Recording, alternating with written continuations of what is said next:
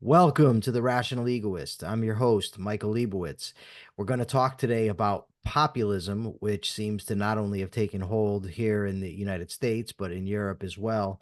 And we have a great guest to talk to us about it. He's an assistant professor of government at Colby College, and he's the co-author with Sidney Milkis of What Happened to the Vital Center.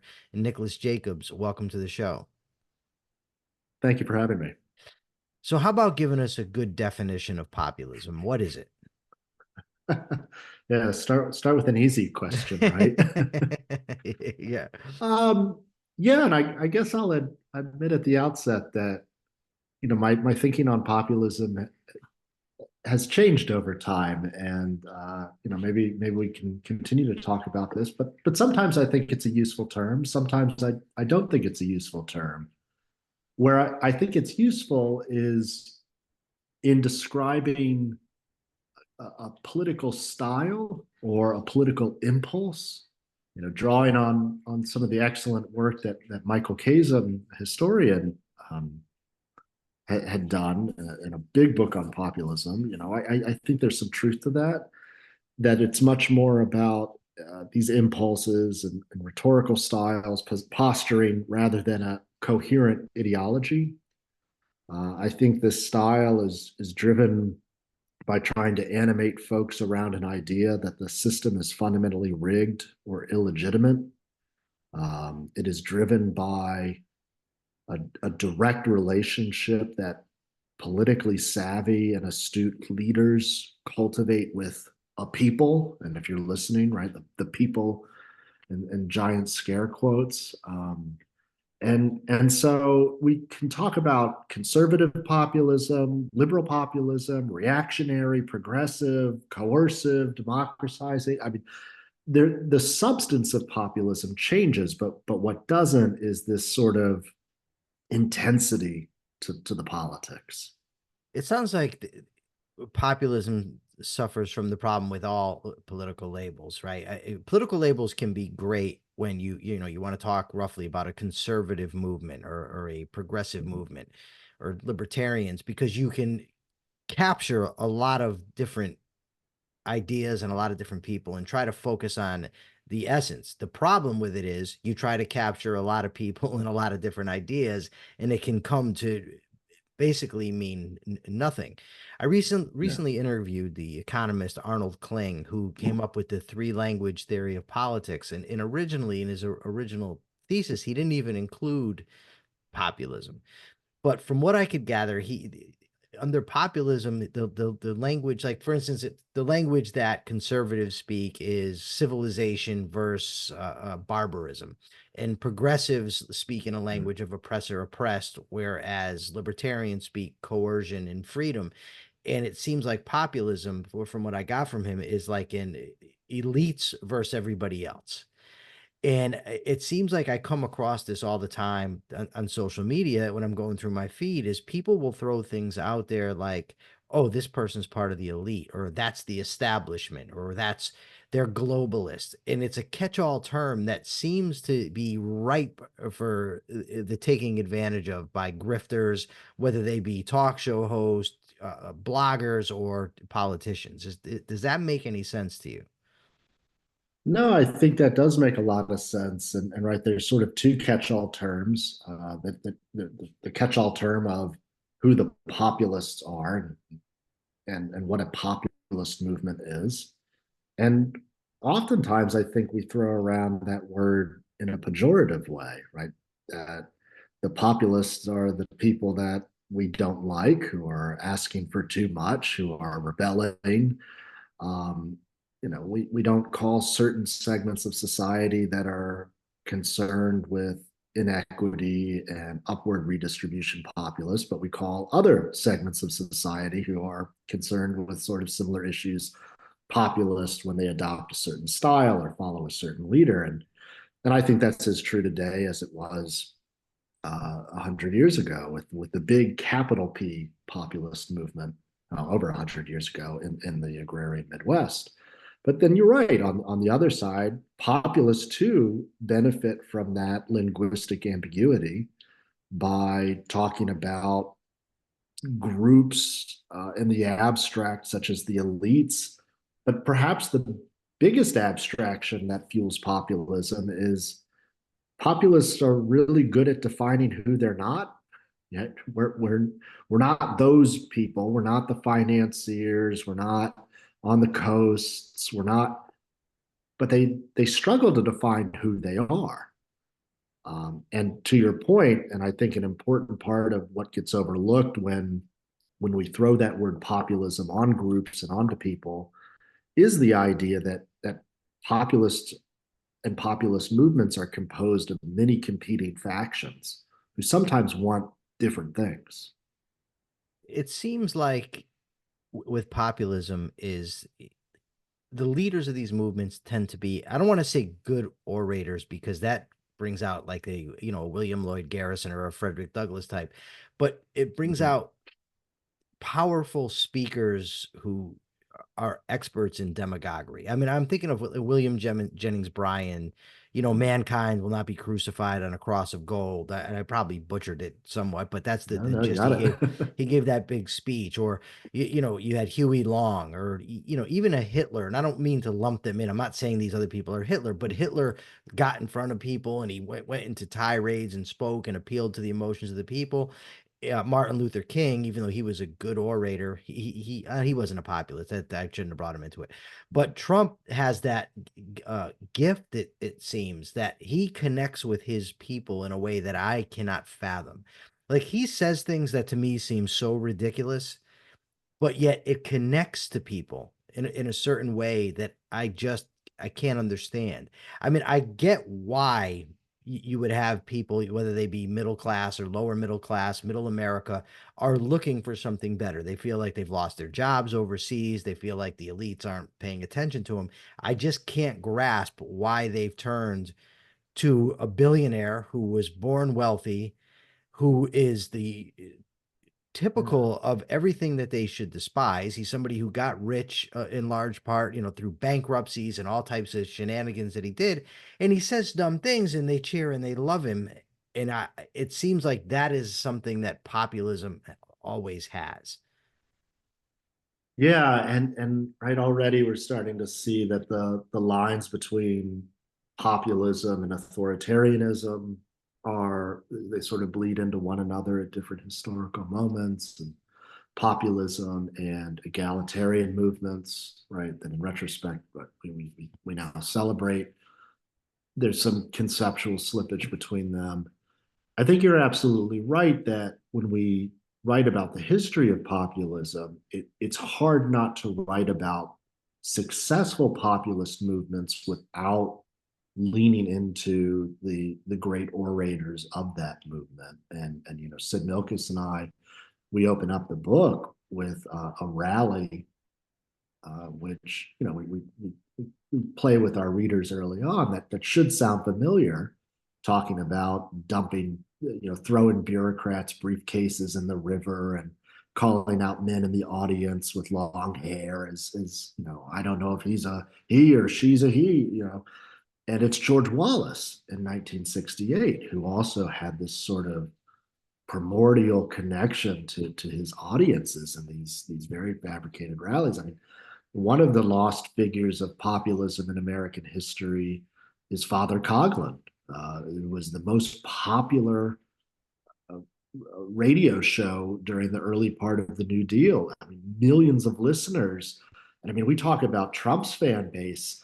His listeners up and left their homes so they could go and live in his parish. He was the radio priest.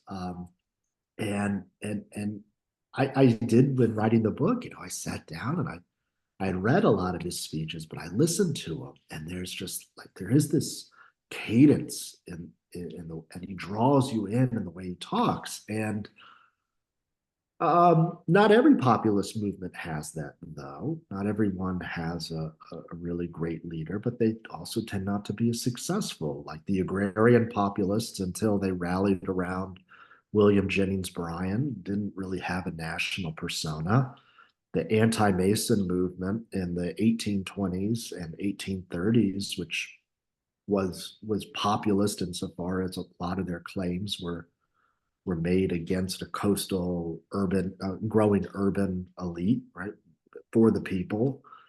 They didn't have a great orator, and they sort of fizzle out as a result. No great presidential candidates. And so I think you're right. Donald Trump does fit into that pattern of successful populist insurgencies that gain momentum and are able to capture office, national office, or because of the leader's rhetorical skill. I think everybody who votes for Trump probably has their own way of thinking about Trump and thinking about, why he's appealing to them.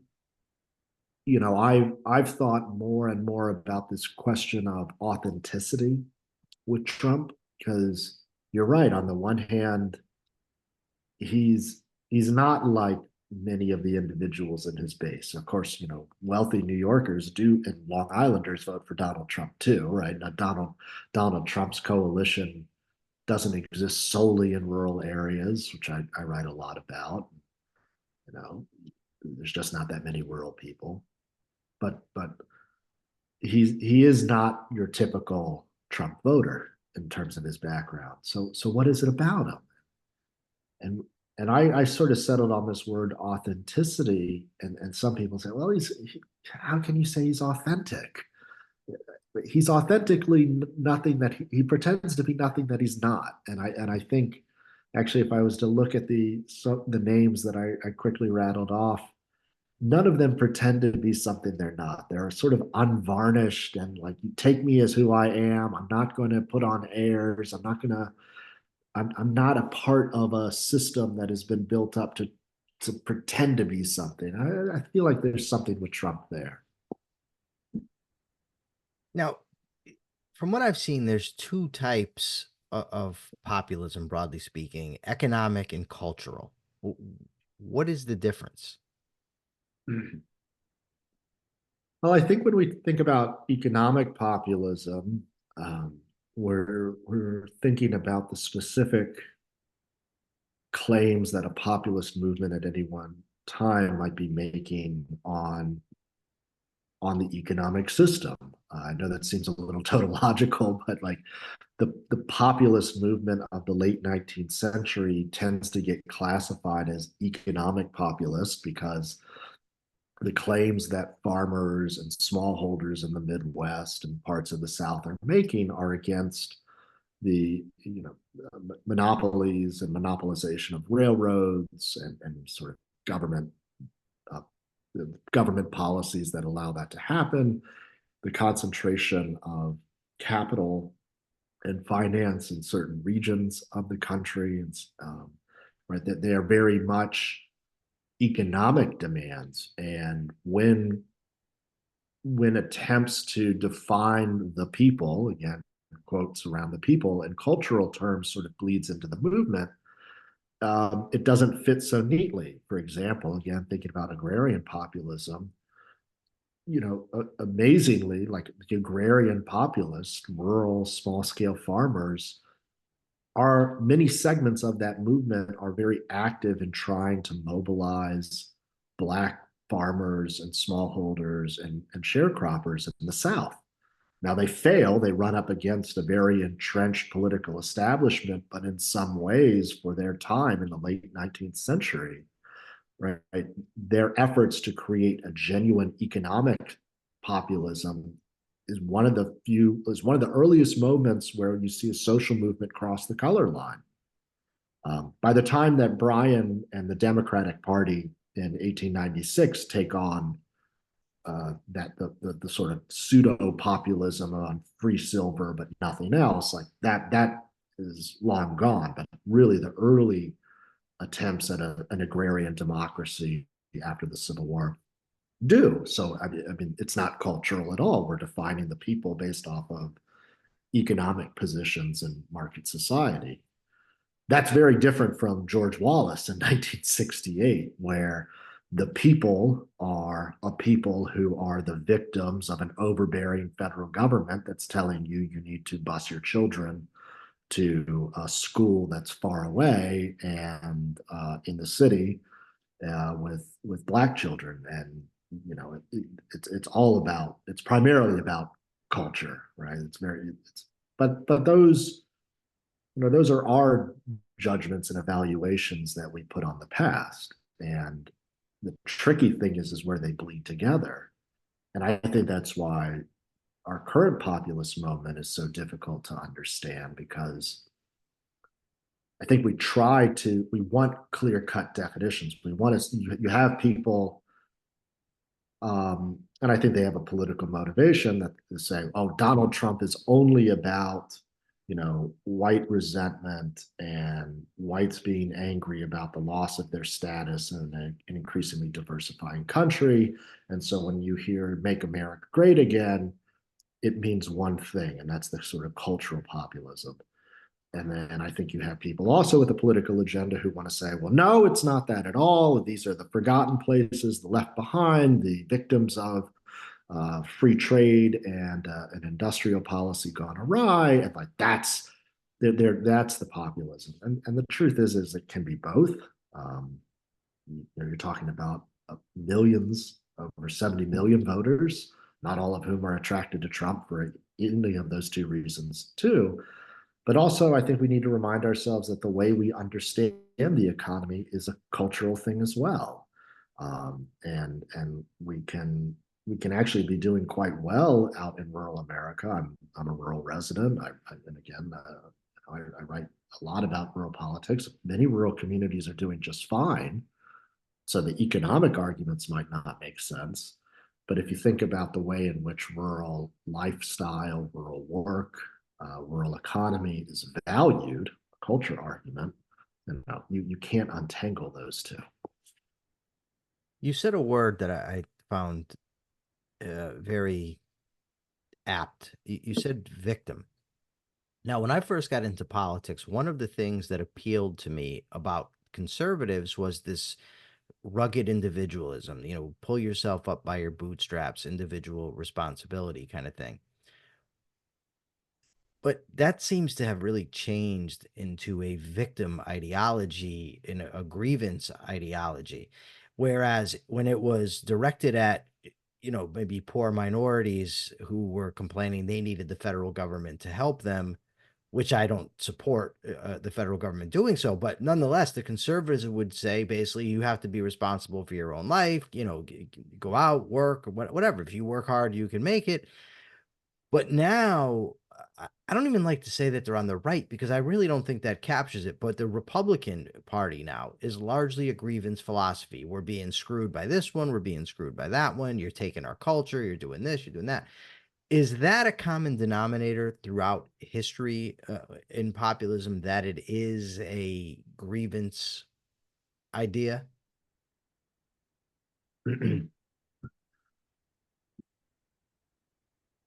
At the risk of painting with too broad of a brush, I mean, when you make a claim that you are the people, right? You're the majority. Like, what fuels the movement?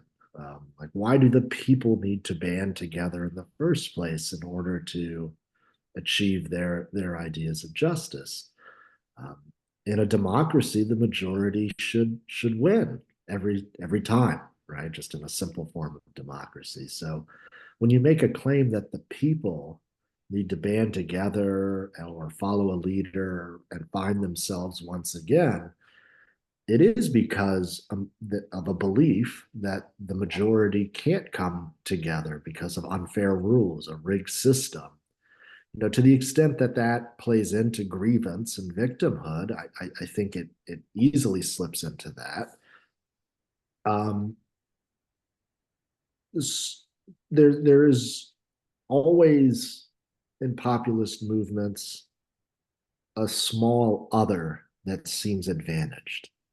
And I think some of what Trump has always said throughout his career, which predates his 2016 or 2015 run for the Republican nomination, is that there is a small group of people out there who are benefiting more than they should and are changing the rules, are excluding other people from their inner circle from coming in and exposing them, right? There is a sort of conspiratorial mindset. And I say conspiratorial not to detract from the fact that, yeah, there's corporate welfare and yeah, there's upward redistribution, right? Um, but that's not what he gets at, right? We don't get very nuanced arguments about the distribution of wealth in the society, right? We get this group of people, the Clintons, the Obamas, right? They're the ones that control what's really going on here. And I think it's a simple solution to a lot of real and perceived as real issues in how power is distributed throughout society. And those simple solutions really cut through the difficulty of understanding both what needs to be done. How do we overcome issues of figuring out geographic inequity that has resulted from free trade is a real issue. How do we figure out that solution? I don't figure out that problem. I don't think it's going after the Obamas anymore. But it's a simple solution, and that's why I come up with this idea of a conspiratorial sort of worldview to deeply entrenched problems. Is that always a part of these populist movements? Is there always the conspiracy theories that arise around them? Or is it because I get the sense that with social media, that stuff just gets to explode in a way that it couldn't in the past. But on the other hand, maybe with a lack of access to information, it could really explode because right now, if somebody posts something on Twitter or wherever, I can go look it up and Mhm. research the claim. But if I'm living in, Idaho in 1891 and somebody tells me that, Yeah. what am I going to do? I mean, yes and no. It's hard to think about.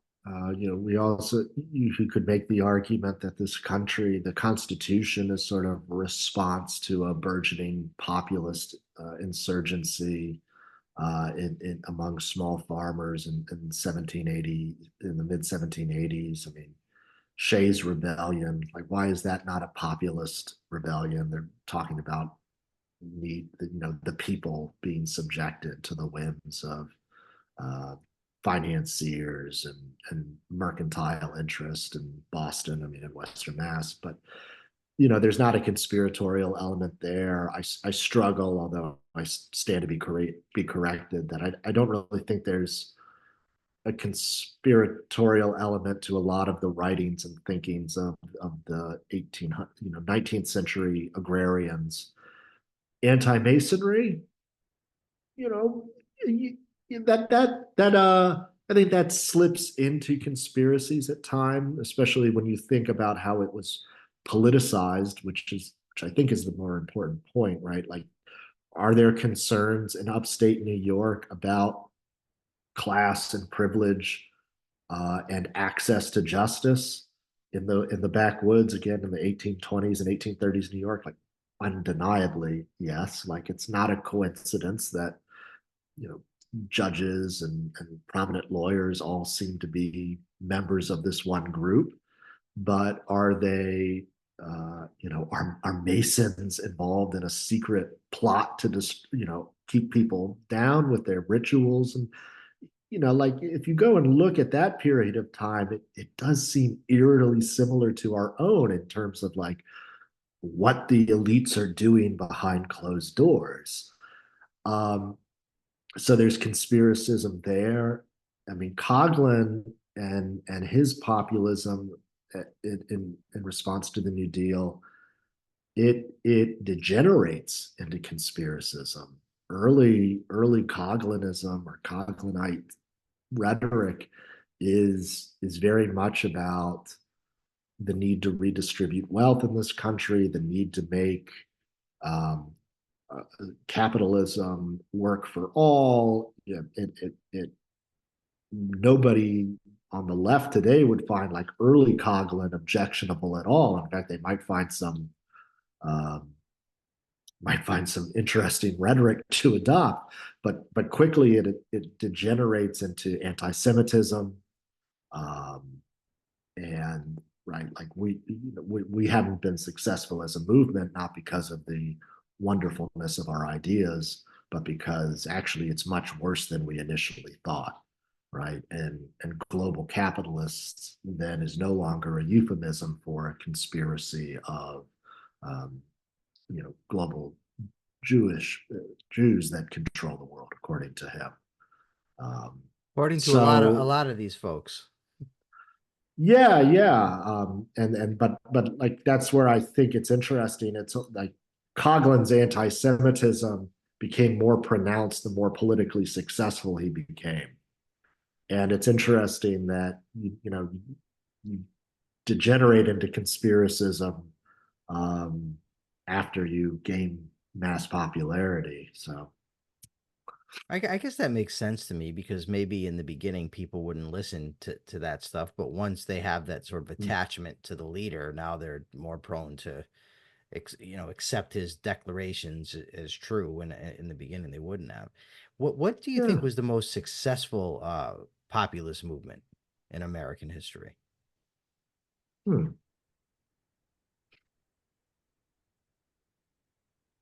If you think of, yeah, I like that question. If you think about where the agrarian populists were in the 1880s and late 1870s, when it was very much, I mean, I know no historian that challenges this, very much a grassroots movement. It was loosely organized and purposefully anti-party, right? They did not want to be co-opted by the Democratic or Republican parties, and so they're organizing on the ground. They're organizing throughout the Midwest, into Texas. There's some chapters in North Carolina, and when you look at what they want, it's much more than free coinage of silver. It's much more than an inflationary money supply, which is what it gets boiled down to in 1896. It's about the federal government is the last lender of a resort for rural peoples. It's about increased administrative capacity to regulate railroads and generally interstate commerce.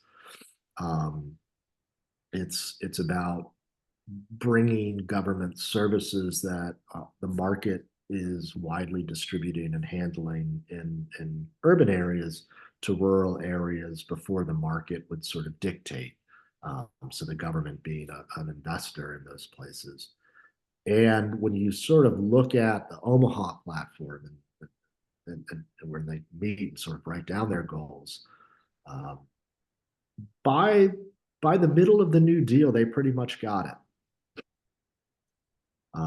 And some historians go so far as to say that you don't have the progressive era in the early 20th century in this country unless you had the initial successes of the populists.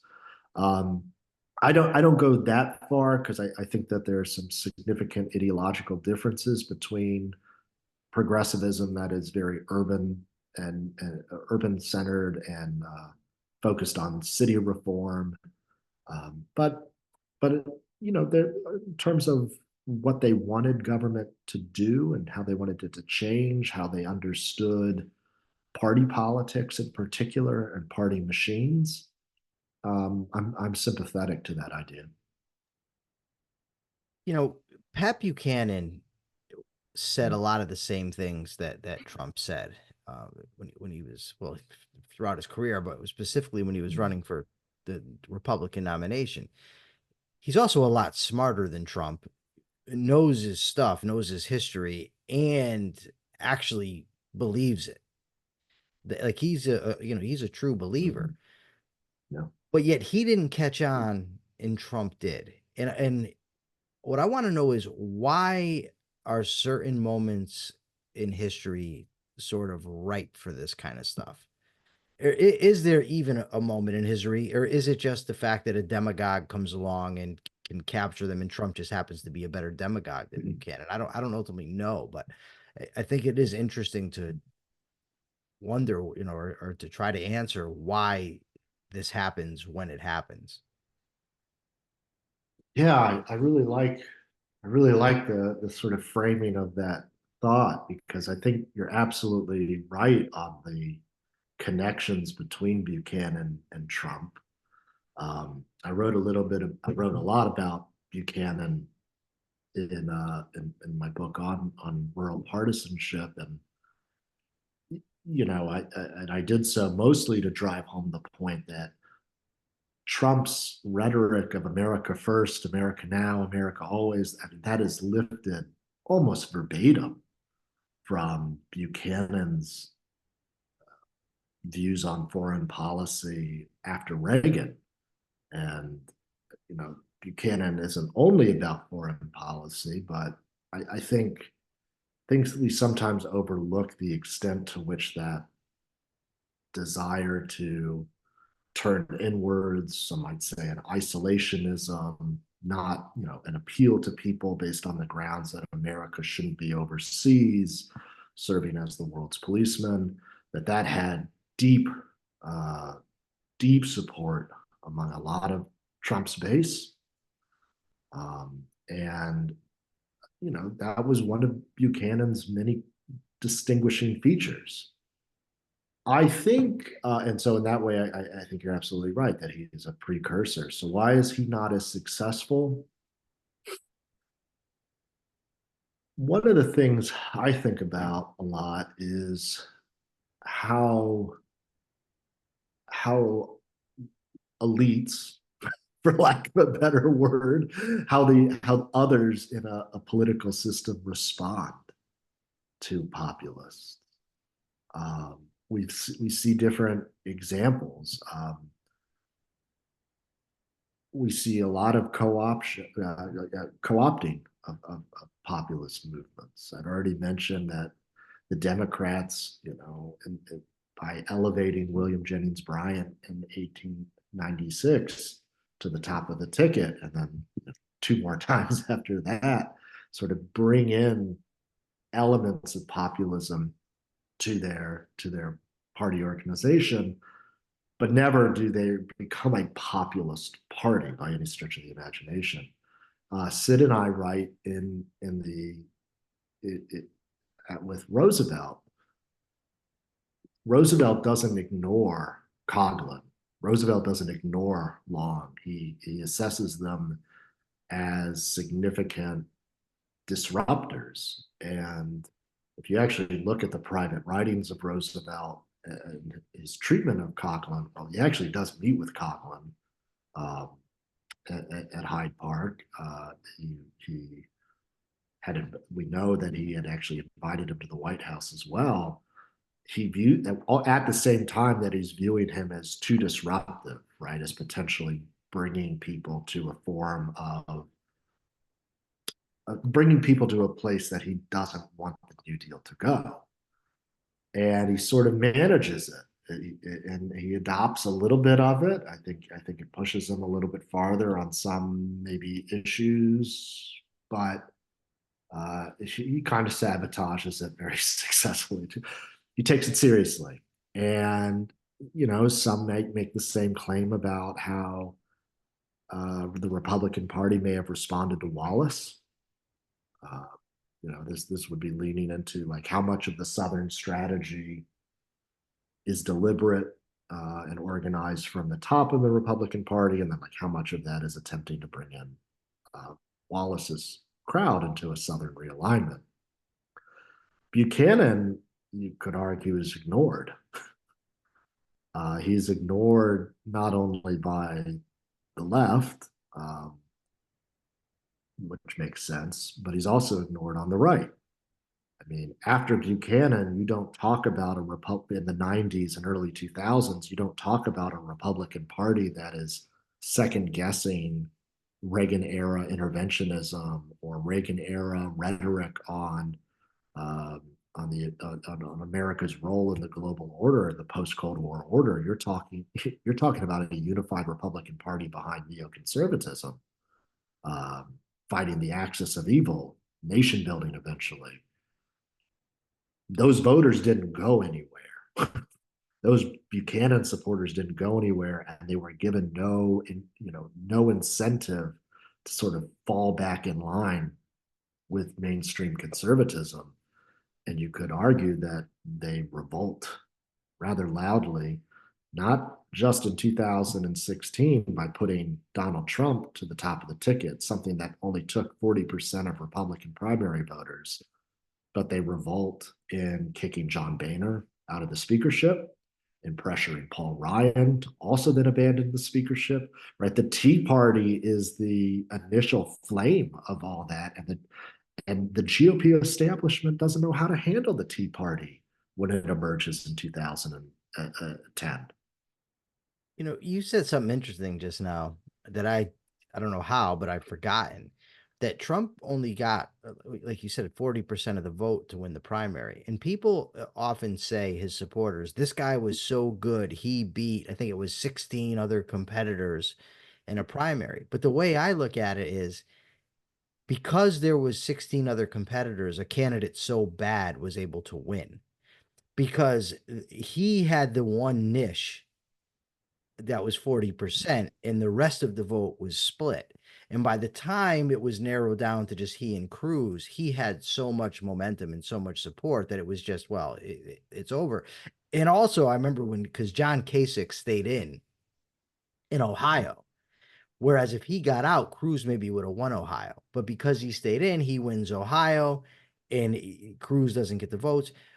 And I wonder if that's why the Trump movement was able to take off, was just because so many Republicans were in that field.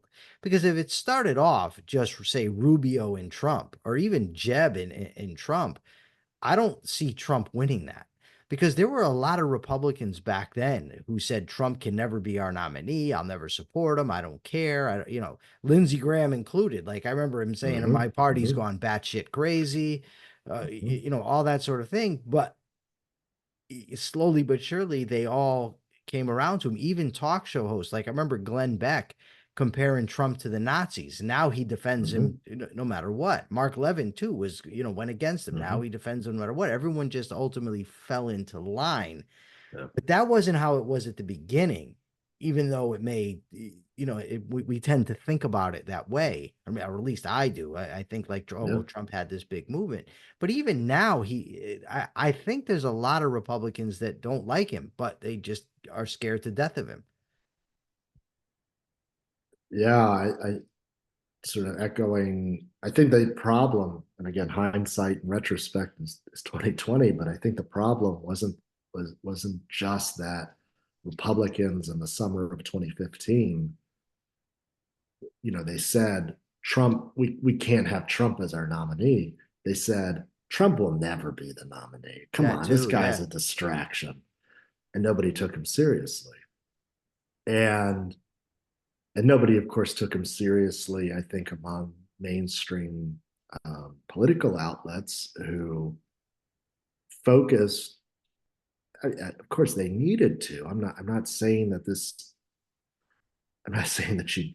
It's not saying to excuse some of the rhetoric he had on immigrants and individuals crossing the border, but that was the only focus. And Sid and I write about either in this book or the book we have coming out in the spring, which is just on Trump.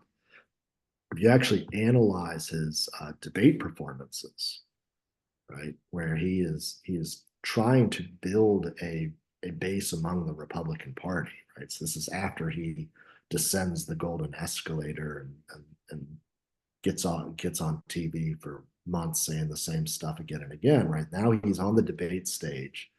He's trying to tell the Republican faithful, right, the small minority too of Republican voters that actually show up and vote in the primaries, why I'm your guy. And you know what is the most distinguishing part of his appeal or his rhetoric? China. He opens up each debate in his opening statements talking about China. China this, China that, we're losing to China. And nobody catches on. Cruz doesn't talk about China. Kasich doesn't talk about China until late March, early April. And they go, oh, I guess we need to start talking about this too. Um, and to the extent that China is a stand-in for this widespread belief that America is not doing as well as it should because it doesn't stick up for itself in global trade negotiations, where we prioritized free trade over equitable distribution of resources. I'm not making a claim onto which side is best. I'm just saying a lot of people sitting out in parts of the country do think about those things, do know a few government policies, such as NAFTA, do actually think about China and the WTO, even if they don't know the very nitty gritty, can point to those things and say, I feel like I've been, sold down the river by some folks. And so when Donald Trump is speaking about those issues, but nobody else is, yeah, again, hindsight's 2020. I mean, he got enough. It was enough of the Republican constituency to turn over to him. What, in your view, causes populist movements to die out? What ultimately breaks the spell? If there's even a common end to them, I don't know that there is. I probably shouldn't assume there is, but if there is, what is it? Well, there's an endpoint that at least we can write about on each one of those movements we survey in the book and that we've talked about here. Some of them fizzle out. Anti-Masonry, everybody's favorite populist movement to discuss at dinner parties, right? Anti-Masonry sort of fizzles out. They actually do get a presidential candidate, and there's sort of other issues of that time period come to dominate, particularly abolitionism and sectional rivalries. It's sort of new cleavage. Real quickly, Millard Fillmore was an anti-Masonite, right? Am I correct in that? He ran under the America Party. He was a know nothing, but know nothingism does merge with like late anti-Masonism. Okay. There's sort of like a similar, yeah, the way anti-Masonry evolves, and what really gets anti-Masonry into trouble is Andrew Jackson, the man of the people, right? We could also talk about as a populist leader, and some do. Andrew Jackson is a Mason, though. And so anti-Masonry has a really hard time coming to grips with the man of the people that also happens to be a Mason. Yeah, maybe somebody would want to make the Trump connection on that. I'd love to read that. Is Trump a Mason? I don't know. I moved up to New England in the middle of finishing the book, and we have Virginia Mason lodges, but there's many more up here in the Northeast, and it's funny that I was seeing them all the time. And now it's like your everyday people are Masons, Yeah. not presidents and former generals. But nobody would want to say, and I don't think you should say that Wallace fizzles out. I mean, Wallace as a figure, as an individual, for a variety of reasons, including physical, incapacitation after his assassination attempt, right? Like, doesn't remain a prominent figure on the stage, but to the extent that he's leading a cultural populist movement against federal government interventionism, like many historians would use that to describe cultural conservatism through maybe today, but certainly the 70s and 80s. I like thinking through this question. I'm going to put a tentative answer to it that I do think more often than not they get co-opted. The degree to which they are become embedded within mainstream party politics or mainstream political life, I think varies. We see watered down versions of it. Um, we see very versions of it that are remain very central to political dissent in this country. Um, but maybe you could argue that something similar is happening on the right today, as you mentioned, right? The Republican Party in 2015 did not want Donald Trump. Given the chance in 2024, um, embraced him full heartedly. Yeah. And I think when you do look at a couple of key ideas, um, not only in terms of policy. I mean, you could talk about tariffs, of which, yeah, Mitch McConnell is still there for the time being, sort of running resistance to the tariff policy. But I think Republicans, on average, are a little bit more pro-tariff, less rah-rah free trade as they once were. Certainly not to the extent that Ronald Reagan was. If you look at mainstream Republicanism's view on where the next global threat is, it's China.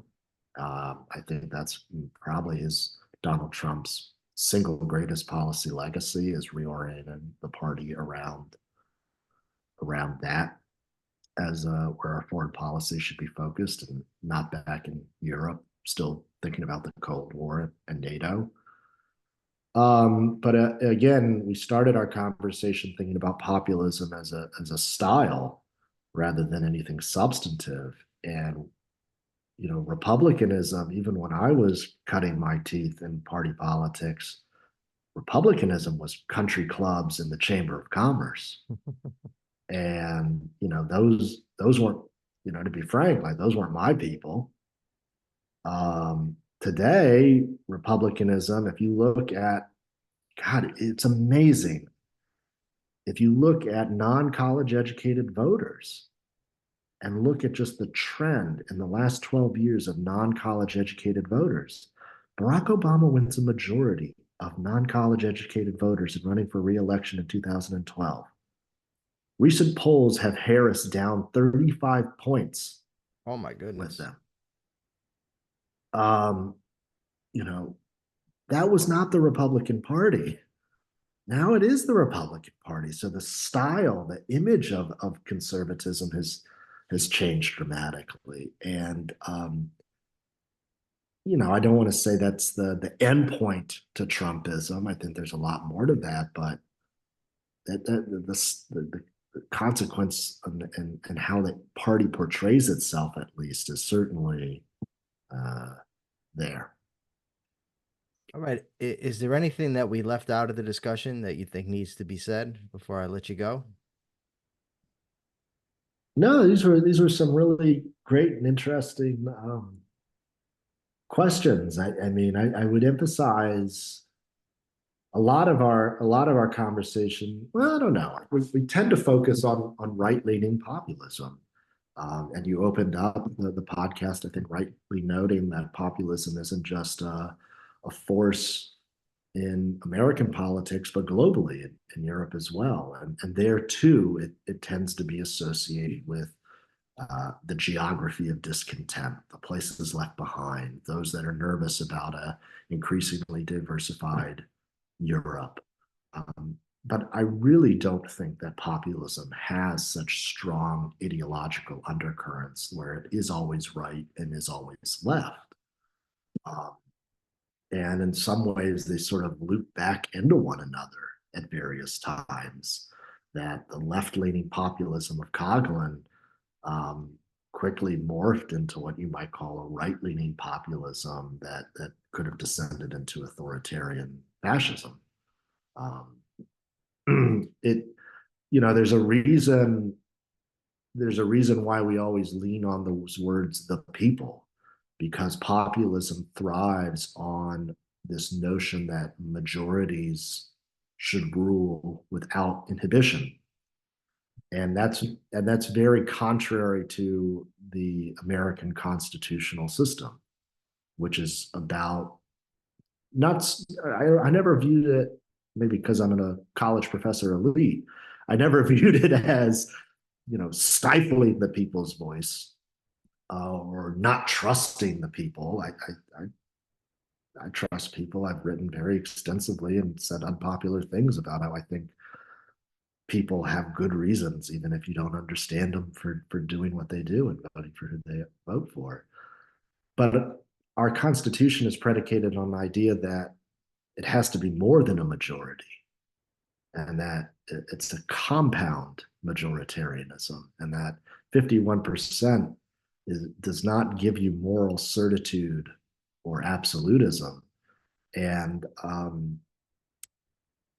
both left-leaning and right-leaning movements at different times have tried to lean into this idea that there's just something about majorities that get to rule, and that's antithetical to our constitutional ethos. It absolutely is. All right, Professor Jacobs. So where can people find you? Well, you can buy my books on the giant business corporation Amazon, or you can buy directly from university publishers. I am an assistant professor at Colby College in Waterville, Maine. All right. Thank you very much for spending some time with us today. Appreciate it. Yeah, of course. Thank you. For now, this is the Rational Egoist signing out. I'm Michael Liebowitz. Till next time.